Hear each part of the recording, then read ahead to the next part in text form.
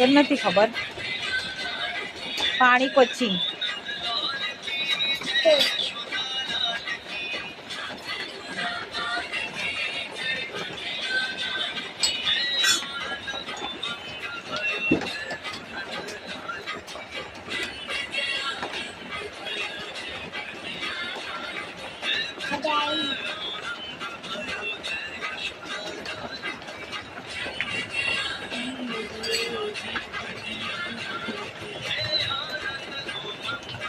બસ થઈ ગયું 5 વસ્તુ. હની આવી ગઈ ને, એમનું ઉપટનથી પણ નવડાવે એમને. ત્યાં જો બાજુમાં છે, અહીંયા સરખી રીતે ઘસી ઘસીને. ક્યાંય નથી જતી, ઘરમાં જ છે. ના ના કર બરાબર.